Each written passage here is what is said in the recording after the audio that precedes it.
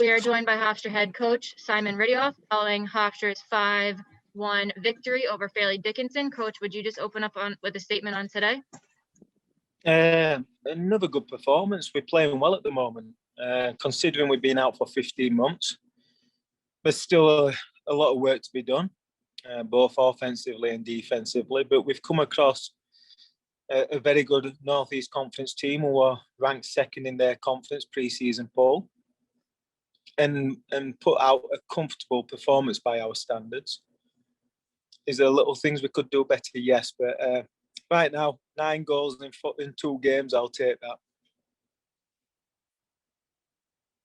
Okay, questions for Coach? Once again, please use the raise hand function and I'll call on you. First up, Tyler. Coach, can you talk about the set pieces in this match, especially with Lucy Sheppard and her goal, and then coming off of that Jordan Littleboy assist over to Lucy Porter? Can you talk about how those worked well for your team, especially in that first half? Yeah, we haven't really had much work on set pieces. I think it's just a combination of other teams not being able to prepare for set pieces as much as we usually do, and us being a veteran group where they know where we want the ball to go and they know the exact runs. Lucy Sheppard, you've got to give her credit. She's been working on her free kicks for a while now, and she took priority that she wants to take them for this season, and I'm glad that she scored. It's a just reward because she's been doing a lot of individual work with our assistant coach Jerry, and it worked out. It paid off today. Max, go ahead. Hey, Coach, congrats on the win. You talked after the Stony Brook game about the importance of getting off to a fast start. Can you talk about what it meant to you guys today to get off to a much faster start than you guys did the other day? Yeah, we spoke about it with the team before the game, especially the senior core. We are too good to let teams linger around. And I thought against Stony Brook, we started off slow because we feel that we're that good, we can get away with it.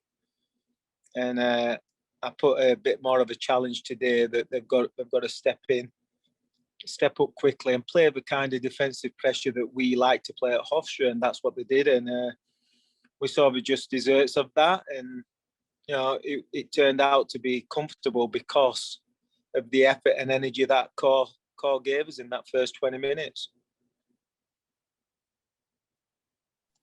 Carlos, go ahead. Hey, Coach. Carlos, WRHU. Your team seemed to flow very well on the offensive side through the wings. Was this something that you discussed with your players during the week, or is it the natural flow of the game that set it up that way? Our team is predicated on those 5 offensive players. Sabrina Bryan, Lucy Sheppard, Miri Taylor, Lucy Porter, Jordan Littleboy, and Amanda a little bit. She's just come into the core this past season. And when those 6 are going, it's difficult for teams to defend. And Sabrina Bryan was on fire as always, and Lucy Sheppard's flying.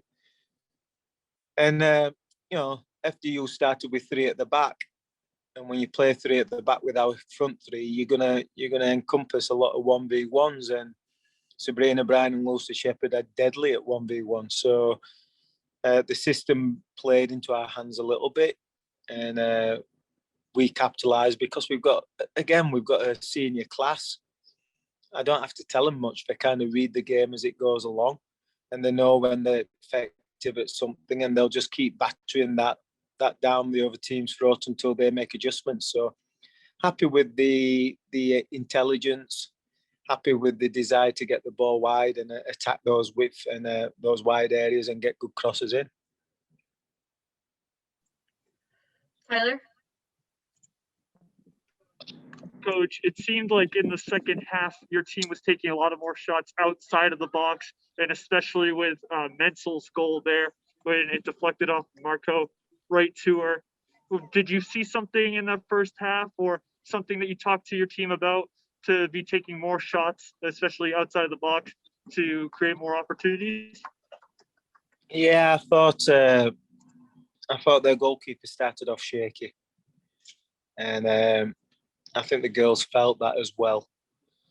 So we just wanted to soften her up a little bit. And to be fair to the girl, she made 3 or 4 really good saves from distance, which she didn't in the first half. So you've got to give credit to her. She probably settled in a little bit that first half and rebounded and put quite a assured performance in the second half. It was just part of a design. They started dropping deeper the back 3, and there wasn't as much space in behind them. And therefore, you have to kind of shoot from a distance to hopefully force them to step a little bit and then create space behind. It's all about where the space is. And the second half, they dropped a bit deeper than they did the first half, and the space was in front of the back 3 instead of behind them. Carlos, do you have a question? Yes, Coach, how did you see your defense improve compared to the Stony Brook game tonight? Again, I thought on set pieces we were quite more organised. We had a bit of desire to get to the ball, which we didn't have against Stony Brook.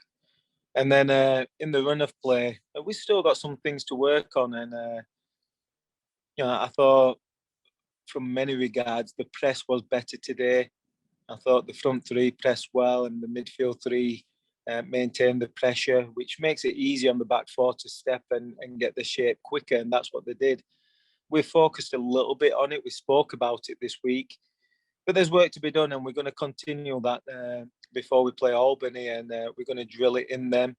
I know myself, Jerry and Kelsey and Rory aren't happy with the performance yet. I think there's a couple of things we can do a lot better, both offensively and defensively, and it's a working process. We haven't played in 15 months. And like I said, to score 9 goals in 2 games after being out for 15 months is testament to what this team can do. And hopefully we just keep getting better and better and tightening up certain areas and playing a bit more efficiently. Any more questions for Coach? One Okay, last thank you. one. So go ahead. Coach, what were your thoughts on the controversial non-penalty call early on in the first half? What did you see? I saw a penalty.